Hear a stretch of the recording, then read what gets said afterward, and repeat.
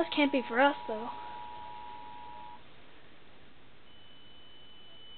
The National Weather Service has issued a tornado warning for the following Indiana counties: Spencer and Warwick, plus the following Kentucky counties: Daviess and Henderson. Effective until 10:19 p.m., the National Weather Service in Paducah has issued a tornado warning for southwestern Spencer County in southwest Indiana, south central Warwick County in southwest Indiana, central Daviess County in northwest Kentucky, northeastern Henderson County in northwest Kentucky until 9:45 p.m.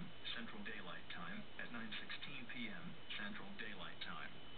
A severe thunderstorm capable of producing a tornado was located near Newburgh and moving southeast at 35 miles per hour. Tornado. Source: just so you know, guys, there's no way I could be turning my laptop on to activate the TV for this. This is legit, man. Or woman, whatever. Tree damages likely.